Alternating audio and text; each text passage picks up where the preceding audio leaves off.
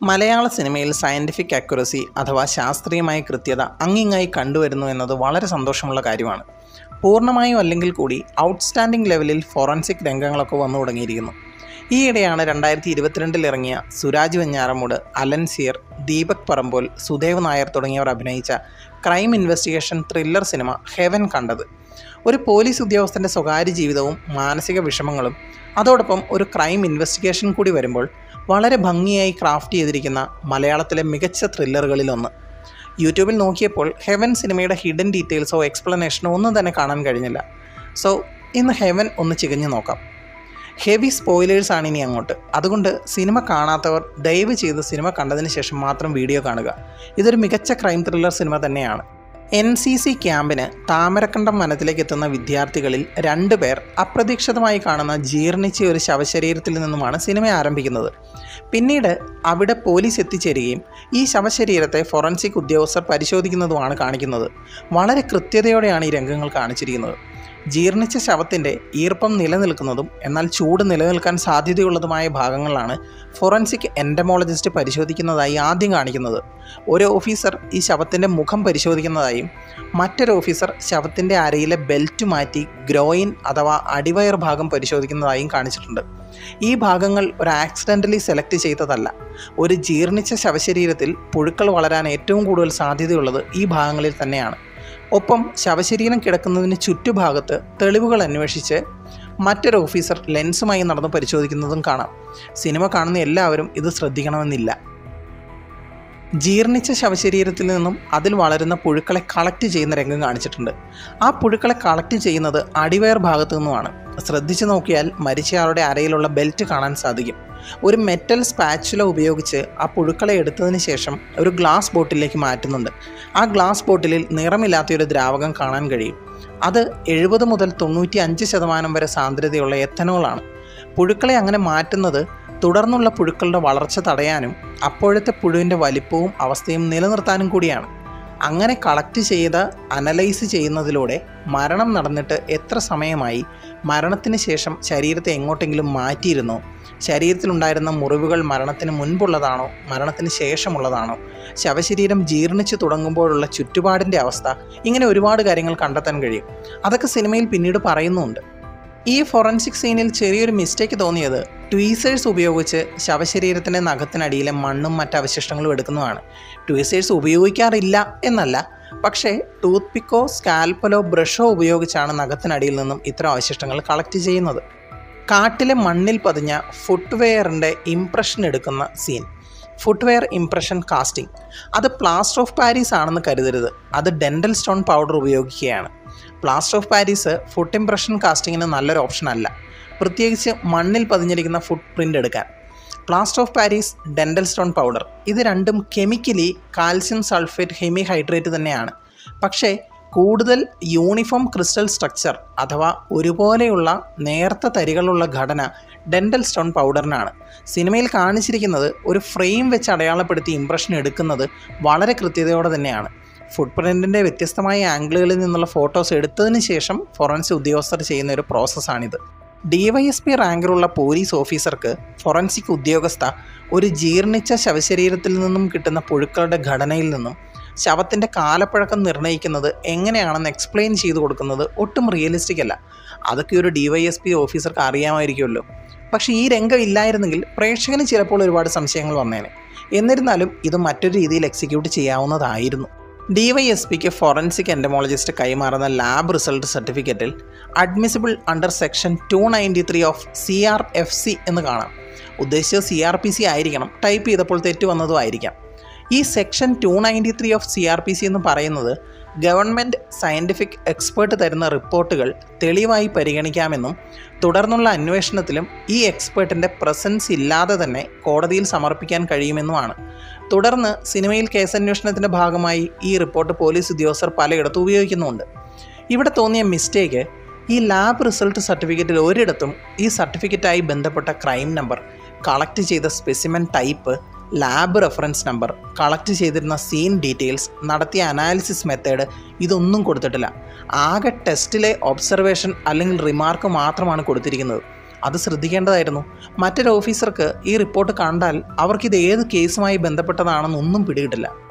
Forensic സർജനായി DYSP സംസാരിക്കുന്ന രംഗത്തിൽ jugular വെയിനിൽ ഒരു നീഡിൽ മാർക്ക് കണ്ടു എന്ന് സർജൻ പറയുന്നുണ്ട്. കഴുത്തിൽ കാണുന്ന ബ്രെയിനിൽ നിന്നും ഡീ ഓക്സിജനേറ്റഡ് അഥവാ ഓക്സിജൻ ഇല്ലാത്ത രക്തത്തെ ഹൃദയത്തിലേക്ക് എത്തിക്കുന്ന രക്തക്കുഴലാണിത്. സിനിമയുടെ തുടക്കത്തിൽ ജുഗുലാർ വെയിനിൽ കണ്ട നീഡിൽ മാർക്കും നീഡിൽ ടെസ്റ്റ് ചെയ്തപ്പോൾ കിട്ടിയ സയനൈഡിൻ്റെ അംശവും ചേർത്ത് വിഷം ഉള്ളിൽ ചെന്ന് ആണ് മരണം നടന്നത് എന്നാണ് പോലീസ് അനുമാനിക്കുന്നത്. ശവശരീരം ഏതാണ്ട് നല്ലൊരു ശതമാനവും ജീർണിച്ച അവസ്ഥയിലായിരുന്നതുകൊണ്ട് ആന്തരിക അവയവങ്ങളുടെ പരിശോധനയിൽ സയനൈഡിൻ്റെ അംശം കണ്ടെന്ന് വരില്ല. അപ്പോൾ ഏറ്റവും നല്ല വിശദീകരണം ഡെഡ് ബോഡിയുടെ അടുത്തുനിന്ന് ലഭിച്ച സിറിഞ്ചും അതിലെ സയനൈഡിൻ്റെ പ്രസൻസും തന്നെയാണ്. ദിവസങ്ങൾക്ക് ശേഷവും സിറിഞ്ചിൽ സയനൈഡിൻ്റെ അംശം കാണാനുള്ള സാധ്യതയുണ്ട്.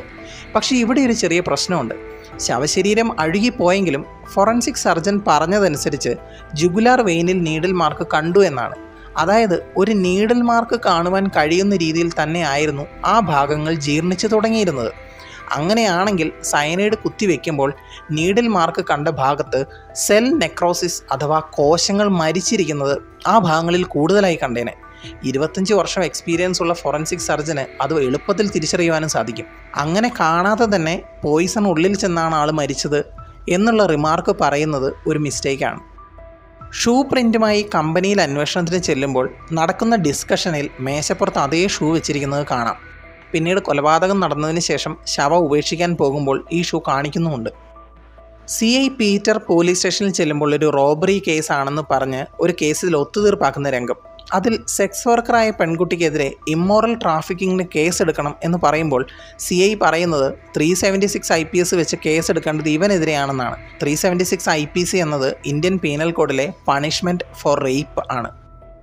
വണ്ണപ്പുറം വില്ലേജ് ഓഫീസിൽ ഒരാൾ ബഹളം ഉണ്ടാക്കുന്നു എന്നുള്ള വിവരം കിട്ടി പോലീസ് ഓഫീസേഴ്സ് എത്തി അന്വേഷിക്കുന്ന രംഗം. രാഷ്ട്രപിതാവായി ഗാന്ധിജിയെ അംഗീകരിച്ചുകൊണ്ടുള്ള ഭാരത സർക്കാരിൻ്റെ ഉത്തരവിൻ്റെ പകർപ്പ് അന്വേഷിച്ച് വിവരാവകാശം വഴി കൊടുത്ത അപേക്ഷയിൽ തീരുമാനം ഉണ്ടാക്കാൻ കാലതാമസം വന്നപ്പോൾ അപേക്ഷ കൊടുത്തയാൾ വന്ന് ബഹളം ഉണ്ടാക്കുന്ന രംഗമാണത്. ഇതൊരു റിയൽ ഇൻസിഡൻറ്റിനെ ആസ്പദമാക്കി റിക്രിയേറ്റ് ചെയ്ത രംഗമാണ്. 2012 യഥാർത്ഥ സംഭവം നടന്നത്. ലക്നൌവിൽ 6ാം ക്ലാസ്സിൽ പഠിച്ച ഐശ്വര്യ പരാശർ എന്ന വിദ്യാർത്ഥിനിയാണ് ആദ്യമായി ഈ ചോദ്യം വിവരാവകാശ നിയമപ്രകാരം ചോദിച്ചതും മറുപടി കിട്ടാതെ വന്നപ്പോൾ തുടർന്ന് ഗാന്ധിജിയെ രാഷ്ട്രപിതാവായി അംഗീകരിച്ചുകൊണ്ടുള്ള ഒരു ഓർഡിനൻസ് പാസ്സാക്കുവാൻ ആവശ്യപ്പെട്ടതും. എന്നാൽ ഇതുവരെ അങ്ങനെ ഒരു ഓർഡിനൻസ് പാസ്സാക്കിയിട്ടില്ല. കുട്ടിയെ കാണാനില്ല എന്നും പറഞ്ഞ് പോലീസ് സ്റ്റേഷനിൽ എത്തുന്ന സുധീഷിൻ്റെ ക്യാരക്ടറും. കുട്ടിയുടെ ഫോട്ടോ ചോദിക്കുമ്പോൾ കുട്ടിക്ക് ഓട്ടിസം ഉണ്ടെന്നും യൂട്യൂബിൽ പാട്ട് കേൾക്കുന്നത് ഇഷ്ടമായതുകൊണ്ട് ഫോൺ മകളുടെ കയ്യിൽ കൊടുത്തു എന്നും ഫോട്ടോ അതിലാണെന്നും പറയുന്നുണ്ട്. ശേഷം ഫോൺ നമ്പർ ഉപയോഗിച്ച് ലൊക്കേഷൻ കണ്ടെത്തി സെർച്ച് ചെയ്യുന്നു. ലൊക്കേഷൻ കിട്ടിയപ്പോൾ ASI പിള്ള പറയുന്നത് C ടൈപ്പ് ലൊക്കേഷനാണ് കിട്ടിയതെന്നും ഫോൺ 500 മീറ്റർ പരിധിയിലുണ്ടെന്നുമാണ്. C ടൈപ്പ് ലൊക്കേഷൻ എന്നത് സെൽ ടവർ ഉപയോഗിച്ച് കണ്ടെത്തുന്ന ലൊക്കേഷനാണ്. GPS ഉപയോഗിക്കാതെ മൊബൈലിലെ IMEI എന്ന നമ്പർ കണക്റ്റ് ആയിരിക്കുന്ന ടവറുകളും തൊട്ടടുത്ത ടവറുകളും ഉപയോഗിച്ചുള്ള ട്രയാങ്കുലേഷൻ എന്ന മെത്തേഡ് ഉപയോഗിച്ചാണ് C ടൈപ്പ് ലൊക്കേഷൻ കണ്ടെത്തുന്നത്. പിന്നീട് ഇൻസ്പെക്ടർ പീറ്റർ കുട്ടിയുടെ കയ്യിലുള്ള ഫോണിൻ്റെ ലൊക്കേഷൻ കണ്ടെത്താൻ ഗൂഗിൾ ഫൈൻഡ് മൈ ഡിവൈസ് എന്ന ആപ്പ് ഉപയോഗിക്കുന്നുണ്ട്. അതായത് കുട്ടിയുടെ കയ്യിലുള്ള ഫോണിൽ ഇൻ്റർനെറ്റ് ആക്റ്റീവ് ആണെങ്കിൽ മാത്രമേ ഇങ്ങനെ ലൊക്കേഷൻ കണ്ടെത്താൻ കഴിയൂ. ഇവിടെയുള്ള ഒരു ചെറിയ തെറ്റെന്താണെന്ന് വെച്ചാൽ കുട്ടിയുടെ കയ്യിലെ മൊബൈൽ ഫോണിൽ ഇൻ്റർനെറ്റ് ആക്റ്റീവ് ആയിരുന്നതുകൊണ്ട് സൈബർ വിഭാഗം ASI പിള്ളയ്ക്ക് കൊടുക്കേണ്ടിയിരുന്നത് C ടൈപ്പ് ലൊക്കേഷൻ ആയിരുന്നില്ല, പകരം L ടൈപ്പ് ലൊക്കേഷൻ ആയിരുന്നു. ഇൻ്റർനെറ്റ് ആക്റ്റീവായ ഒരു ഡിവൈസിൻ്റെ ലൈവ് ലൊക്കേഷൻ ഏതാണ്ട് 50 മീറ്റർ പരിധിക്കുള്ളിൽ കണ്ടെത്താൻ സൈബർ ഡിപ്പാർട്ട്മെൻറ്റിന് കഴിയും. തുടർന്ന് ഫൈൻഡ് മൈ ഡിവൈസ് എന്ന ആപ്ലിക്കേഷൻ ഉപയോഗിച്ച് പീറ്റർ കുട്ടിയെ കണ്ടെത്തുന്നുണ്ട്. ഇവിടെ പീറ്ററിൻ്റെ ഫോണിൽ വൈഫൈ കണക്റ്റഡ് ആണ്. ആ ചേരിയിൽ വെച്ച് എങ്ങനെ വൈഫൈ കണക്റ്റ് ആവും? അതിനുള്ള സാധ്യത വളരെ കുറവാണ്. അതൊരു മിസ്റ്റേക്കാണ്. മാത്യു എന്നൊരാളുടെ വീട്ടിൽ 174 നടന്നതായി ഒരു ഇൻഫർമേഷൻ കിട്ടിയിട്ടുണ്ട് എന്ന കൺട്രോൾ ഓഫീസിൽ നിന്നുള്ള വിവരം അനുസരിച്ചാണ് ഇൻസ്പെക്ടർ പീറ്ററും കൂട്ടരും അങ്ങോട്ടേക്ക് പോകുന്നത്. 174 എന്നത് CRPC 174 ആണ് ഉദ്ദേശിക്കുന്നത്. ദുരൂഹ മരണം നടന്ന സ്ഥലത്ത് പോലീസ് ഇൻക്വസ്റ്റ് നടത്തി റിപ്പോർട്ട് തയ്യാറാക്കാനും തുടർന്നുള്ള ലീഗൽ പ്രൊസീജിയേഴ്സ് ചെയ്യാനുമുള്ള സെക്ഷനാണത്. മരണം നടന്ന വീട്ടിലെത്തുന്ന ഫോറൻസിക് ഓഫീസറിൻ്റെ പ്രവൃത്തികൾ നോക്കുക. ഫോട്ടോ എടുക്കുന്ന ഒരാൾ, റിപ്പോർട്ട് തത്സമയം എഴുതാൻ മറ്റൊരാൾ, ഫിംഗർ പ്രിൻ്റ് മറ്റടയാളങ്ങൾ തിരിച്ചറിയുവാനും റെക്കോർഡ് ചെയ്യുവാനും മറ്റ് 2 ഓഫീസേഴ്സ്. മരിച്ചു കിടക്കുന്ന മാത്യു എന്ന ആളിൻ്റെ കൈകൾ കസേരയോട് ചേർത്ത് കറുത്ത ടേപ്പ് ഉപയോഗിച്ച് ഒട്ടിച്ചു വെച്ചിരുന്നു. കറുത്ത ടേപ്പിന് മുകളിലെ പ്രിൻ്റുകൾ എടുക്കാൻ ഫോറൻസിക് ഉദ്യോഗസ്ഥൻ ഉപയോഗിച്ചിരിക്കുന്നത് വെളുത്ത പൊടിയാണ്. അതേസമയം മരിച്ച കുട്ടിയുടെ ഫോട്ടോയിലെ ഗ്ലാസിൽ നിന്നും പ്രിൻ്റ് എടുക്കാൻ കറുത്ത പൊടിയുമാണ് ഉപയോഗിച്ചിരിക്കുന്നത്. ഇത് പ്രാക്ടിക്കലി ചെയ്യുന്ന യുക്തിപൂർണമായ ഒരു ഫോറൻസിക് പ്രവൃത്തിയാണ്. വളരെ കൃത്യമായാണ് ഇവിടെ അത് കാണിച്ചിരിക്കുന്നത്. പോലീസ് ഓഫീസറായി സംസാരിക്കുമ്പോൾ ഫോറൻസിക് ഓഫീസർ പങ്കുവയ്ക്കുന്ന ഒരു പ്രധാനപ്പെട്ട ഡീറ്റെയിൽ ഇതാണ്: ക്രൈം സീനിൽ നിന്ന് കിട്ടിയ ചോരത്തുള്ളിയുടെ ആകൃതി. ഇത് ഫോറൻസിക്കിലെ ബ്ലഡ് സ്റ്റെയിൻ പാറ്റേൺ അനാലിസിസ് അഥവാ BPA എന്ന പഠനത്തിലൂടെ കണ്ടെത്തുന്നതാണ്. BPA വഴി പഠിക്കുന്നത് ക്രൈം സീനിൽ നിന്ന് കണ്ടെത്തിയ ചോരക്കറയുടെ സൈസ്, ഷേപ്പ്, ബ്ലഡിൻ്റെ ഡിസ്ട്രിബ്യൂഷൻ അഥവാ ചോര തെറിച്ചിരിക്കുന്ന രീതി, ലൊക്കേഷൻ ഓഫ് ബ്ലഡ് സ്റ്റെയിൻ അതായത് ചോരക്കറ കാണുന്ന സ്ഥലം എന്നിവയാണ്. ഇവിടെ ചിത്രത്തിൽ കാണിച്ചിരിക്കുന്നത് സിനിമയിലെ ഫോറൻസിക് ഓഫീസർ പറയുന്നത് പോലെ തന്നെ ഏതാണ്ട് 60 മുതൽ 70 സെൻറ്റിമീറ്റർ ഉയരത്തിൽ നിന്ന് വീണ രക്തത്തുള്ളിയുടെ ചിത്രം തന്നെയാണ്. കൃത്യമായ ചിത്രമാണ് കാണിച്ചിരിക്കുന്നത്. അത് നമ്മൾ പ്രൂവ് ചെയ്തിട്ടുണ്ട് എന്നും ഓഫീസർ പറയുന്നുണ്ട്. സിന്തറ്റിക് ബ്ലഡ് ഉപയോഗിച്ച് ഇത്തരം നിഗമനങ്ങൾ, അതായത് എത്ര ഉയരത്തിൽ നിന്നാണ് വീണിരിക്കുന്നത് എന്നുള്ള നിഗമനങ്ങൾ ലാബിൽ സ്ഥിരീകരിക്കാവുന്നതുമാണ്. ഡോക്ടർ ഷേർലി വാസു എഴുതിയ പ്രശസ്തമായ പോസ്റ്റ്മോർട്ടം ടേബിൾ എന്ന ബുക്കാണ് ഇൻസ്പെക്ടർ പീറ്ററിൻ്റെ മേശപ്പുറത്ത് വെച്ചിരിക്കുന്നത്. ഇതൊരു വളരെ പ്രശസ്തമായ ബുക്കാണ്. 1982 തുടങ്ങുന്ന തൻ്റെ കരിയറിൽ ഏതാണ്ട് 10,000-ലധികം പോസ്റ്റ്മോർട്ടങ്ങൾ നടത്തിയിട്ടുള്ള കോഴിക്കോട് മെഡിക്കൽ കോളേജിലെ ഫോറൻസിക് മെഡിസിൻ ഡിപ്പാർട്ട്മെൻറ്റിലെ പ്രൊഫസറും തലവനുമായിരുന്ന ഡോക്ടർ ഷേർലി വാസുവിൻ്റെ എഴുത്തുകളാണ് ഈ പുസ്തകത്തിൽ. വീണ്ടും ജോയിൻ ചെയ്ത് കേസ് ഏറ്റെടുത്തതിന് ശേഷം കൊല്ലപ്പെട്ട മാത്യുവിൻ്റെ വീട്ടിലേക്ക് ഇൻസ്പെക്ടർ പീറ്ററും മറ്റു ഉദ്യോഗസ്ഥരും തുടരന്വേഷണത്തിനായി എത്തുന്ന രംഗം. ഇവിടെ പോലീസ് വാഹനം വരുമ്പോൾ തന്നെ ഈ ഒരു സീനിൽ മുറ്റത്തെ ടൈൽ പാറ്റേൺ മാറിയിരിക്കുന്നത് കാണാം. എന്നാൽ പോലീസ് ബസ് നിർത്തിയിടുന്നത് ആ ടൈലുകൾക്ക് മുകളിലാണ്. അതുകൊണ്ടാണ് ആദ്യം അവിടെയെല്ലാം പൂർണ്ണമായും തിരഞ്ഞിട്ടും പോലീസിന് യാതൊരു തുമ്പും കിട്ടാത്തത്. എന്നാൽ വണ്ടികൾ എടുത്തു പോകുമ്പോഴാണ് പീറ്റർ ഈ പാറ്റേൺ മാറിയിരിക്കുന്നത് ശ്രദ്ധിക്കുന്നതും അവിടെ തിരയുന്നതും. ടൈൽ പാറ്റേൺ മാറിയത് കണ്ട് അവിടെ പരിശോധിക്കാൻ വേണ്ടി പോലീസ് ഉദ്യോഗസ്ഥരോട് പറയുമ്പോൾ അവർ കൊണ്ടുവരുന്നത് മെറ്റൽ ഡിറ്റക്ടറാണ്. ഡെഡ് ബോഡി കണ്ടെത്താൻ മെറ്റൽ ഡിറ്റക്ടറിന് കഴിയില്ല. എന്തെങ്കിലും മെറ്റൽ വസ്തുക്കൾ ഉണ്ടെങ്കിൽ മാത്രമേ അത് കണ്ടെത്താൻ മെറ്റൽ ഡിറ്റക്ടർ കൊണ്ട് കഴിയൂ. അപ്പോൾ എങ്ങനെ അവിടെ ഡെഡ് ബോഡി ഉണ്ടെന്ന് അവർക്ക് സംശയം തോന്നി. ബൽവീന്ദറിൻ്റെ കഴുത്തിലൊരു മാലയുണ്ടായിരുന്നു. അതെന്തോ മെറ്റലായിരുന്നു എന്ന് വേണം കരുതാൻ. അതാണ് മെറ്റൽ ഡിറ്റക്ടർ കണ്ടെത്തിയത്. പിന്നീട് രാത്രിയിലെ പ്രൊസീജിയറിൽ ശവം കുഴിച്ചെടുത്തതിനും ഫോറൻസിക് പരിശോധനയ്ക്കും ശേഷം ASI പിള്ളയുടെ കയ്യിൽ ഒരു കവറിൽ എന്തോ കാണിക്കുന്നുണ്ട്. അത് മിക്കവാറും ബൽവീന്ദറിൻ്റെ കഴുത്തിലെ മെറ്റൽ മാലയാവാനുള്ള സാധ്യതയുണ്ട്. പക്ഷേ ഈ ഒരു രംഗത്തിൽ മെറ്റൽ ഡിറ്റക്ടറിന് പകരം ഒരു ഗ്രൗണ്ട് പെനിട്രേറ്റിംഗ് റഡാർ അഥവാ GPR ആയിരുന്നെങ്കിൽ കുറച്ചുകൂടി കൃത്യത ആ സീനിൽ കൊടുക്കാമായിരുന്നു. ഇരുമ്പ് പൈപ്പ് അടിച്ചിറക്കി അതിലൂടെ വരുന്ന മീഥെയിൻ ഗ്യാസ് കത്തിച്ച് ഭൂമിക്കടിയിൽ ഒരു ഡെഡ് ബോഡി ഉണ്ടെന്ന് കണ്ടെത്തുന്നത് തിയററ്റിക്കലി നടക്കുമെങ്കിലും പ്രാക്ടിക്കലി അതിന് എത്ര സാധ്യതയുണ്ടെന്ന് എനിക്കറിയില്ല. ജീർണിച്ച ശവശരീരത്തിൽ നിന്നും മീഥെയിൻ ഗ്യാസ് മാത്രമല്ല ഉണ്ടാവുക. Carbon dioxide, hydrogen sulphide, ammonia തുടങ്ങിയ ഗ്യാസുകളൊക്കെ ഉണ്ടാവും. സിനിമയിൽ കാണിച്ചിരിക്കുന്നതിൽ ഒരു തെറ്റ് പൈപ്പ് അടിച്ചിറക്കി അപ്പോൾ തന്നെ ലൈറ്റർ വെച്ച് കത്തിക്കുന്നതും നീല തീനാളം വരുന്നതുമാണ്. അങ്ങനെയൊക്കെ സംഭവിക്കണമെങ്കിൽ വല്ല ബയോഗ്യാസ് പ്ലാന്റിലേക്ക് അടിച്ചിറക്കേണ്ടി വരും. ഇരുമ്പ് പൈപ്പ് അടിച്ചിറക്കി മുകൾ ഭാഗം കുറച്ച് നേരത്തേക്ക് അടച്ചു വെച്ച് അതിനകത്ത് ഗ്യാസ് നിറയാനുള്ള സമയം കൊടുക്കണം. ശേഷം വേണം കത്തിക്കാൻ. എന്നാലും കത്തുന്നത് നീല നിറത്തിലുള്ള തീനാളം ആവണമെന്നില്ല. ഓറഞ്ച് കലർന്ന നിറമായിരിക്കും തീക്ക്. കാരണം മറ്റ് ഗ്യാസുകൾ കാണാൻ സാധ്യതയുണ്ട്. കഞ്ചാവ് കേസിൽ സ്റ്റീഫനെ പ്രതി ചേർക്കുന്നത് ക്രൈം നമ്പർ 1048/2019 പക്ഷേ കോടതി വിധിയുടെ പകർപ്പിൽ കാണിച്ചിരിക്കുന്നത് ക്രൈം നമ്പർ 1510/2019 എന്നാണ്. രണ്ടിടത്തും ഒരേ ക്രൈം നമ്പർ തന്നെയായിരുന്നു വരേണ്ടിയിരുന്നത്.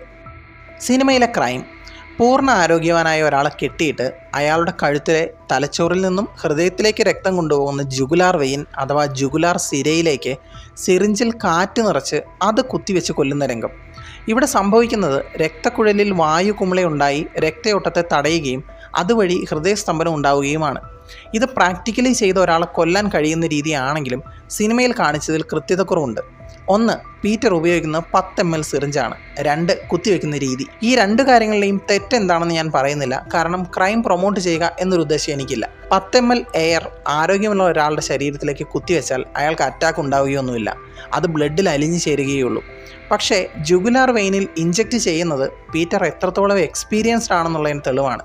കാരണം ജുഗുലാർ വെയിൻ ഹൃദയവുമായി നേരിട്ട് ബന്ധിച്ചിരിക്കുന്നതും സെക്കൻഡുകൾക്കുള്ളിൽ രക്തം ഹൃദയത്തിൻ്റെ വലത്തെ ഏട്രിയത്തിലേക്ക് എത്തുകയും ചെയ്യും.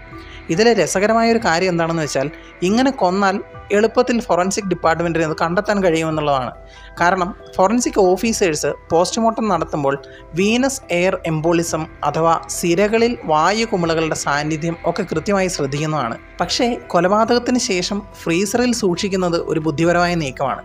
അത്രയും നാൾ കൊണ്ട് രക്തത്തിലെ വായുവിൻ്റെ സാന്നിധ്യം കുറയാനുള്ള സാധ്യതയുണ്ട്. റീസെൻ്റായി മലയാള സിനിമയിൽ കണ്ടിട്ടുള്ള ഏറ്റവും ലോജിക്കലായൊരു മെത്തേഡാണിത്. പക്ഷെ സിനിമയിൽ കാണിക്കുന്ന രീതിയിൽ ചില തെറ്റുകളുണ്ടെന്ന് മാത്രം. കാണാൻ കുറച്ച് വൈകിയെങ്കിലും മലയാളത്തിലെ എൻ്റെ ഏറ്റവും പ്രിയപ്പെട്ട ത്രില്ലർ സിനിമകളുടെ ലിസ്റ്റിൽ ഹെവൻ ഉണ്ടായിരിക്കും. കൂടുതൽ സിനിമാ വിശേഷങ്ങൾക്കായി ചാനൽ സബ്സ്ക്രൈബ് ചെയ്യാൻ മറക്കരുതേ. Thanks for watching. Bye bye guys.